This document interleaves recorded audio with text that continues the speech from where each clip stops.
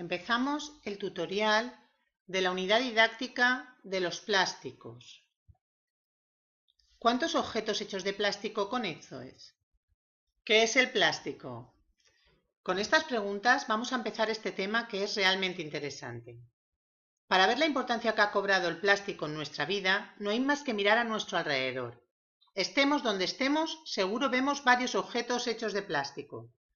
Yo desde el salón de mi casa veo las sillas, un bolígrafo, el teléfono, el interruptor de la luz, una montura de gafas, etc. Pero, ¿qué es un plástico? La definición de plástico aquí la tenéis. Materiales formados por polímeros constituidos por largas cadenas de átomos que contienen carbono. En esta imagen veis lo que es un polímero. ¿Pero cuál es la definición de polímero? Una molécula muy grande formada por otras más sencillas llamadas monómeros, que se van repitiendo constantemente. Los monómeros se van enganchando entre sí para formar un polímero. Según su procedencia, los plásticos los podemos clasificar en naturales o sintéticos. Los naturales son aquellos que proceden de materias primas animales o vegetales.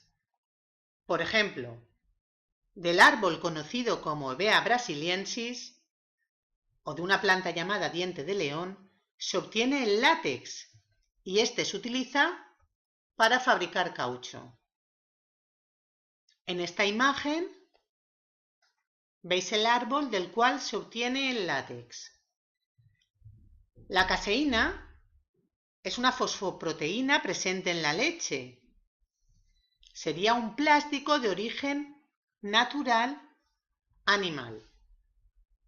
Se utiliza como adhesivo en la elaboración de algunos embalajes, pinturas, etc. La celulosa es otro plástico de origen natural vegetal, compuesto por moléculas de glucosa que está presente en grandes cantidades en toda la biomasa terrestre, por ejemplo en el algodón. Y se utiliza para fabricar celuloide, material usado como soporte en las películas fotográficas o en el cine. Los plásticos sintéticos son aquellos derivados del petróleo, son los más comunes. Actualmente el 6% del petróleo se utiliza para fabricar plásticos de diversos usos, envases y embalajes, construcción, industria del automóvil o industria del mueble.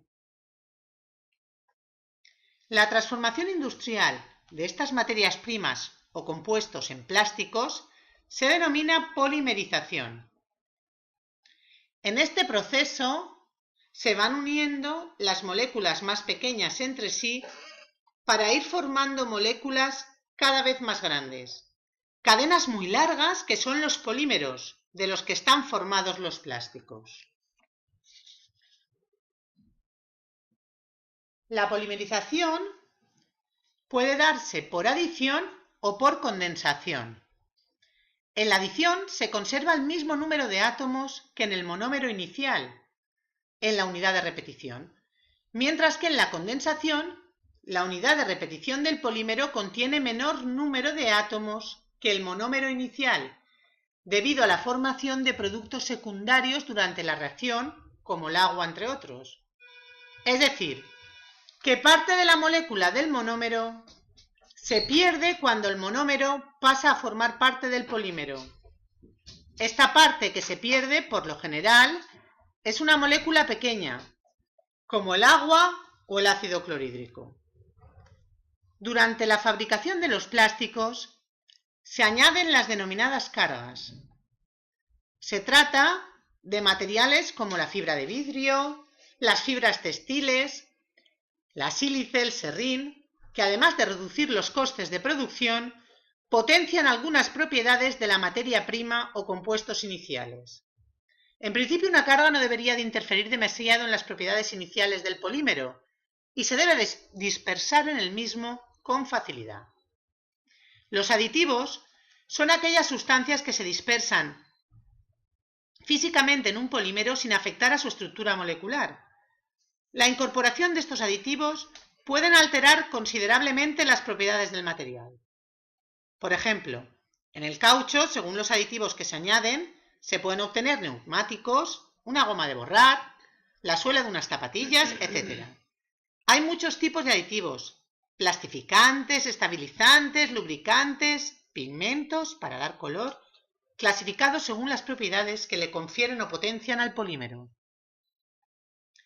En esta figura os presentamos un mapa conceptual de lo visto hasta ahora, como resumen, para que podáis utilizarlo como modelo para hacer otros resúmenes similares del resto de la unidad que estamos presentando.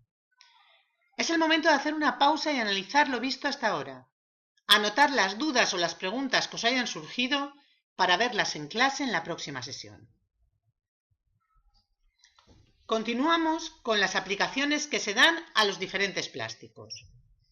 Estas aplicaciones dependen casi exclusivamente de las propiedades físicas que estos presenten, y estas propiedades van ligadas a su naturaleza y a su composición. Los plásticos presentan unas propiedades físicas características de la mayoría de ellos, que son las que veis en verde en esta diapositiva: maleabilidad, ductibilidad, impermeabilidad, mientras que hay otras propiedades que se presentan en los plásticos solo en determinadas ocasiones y que varían mucho de unos plásticos a otro. Son las que vemos en rojo, como la dureza, elasticidad, flexibilidad, etc. En estas dos últimas diapositivas se definen algunas de las propiedades típicas de los plásticos.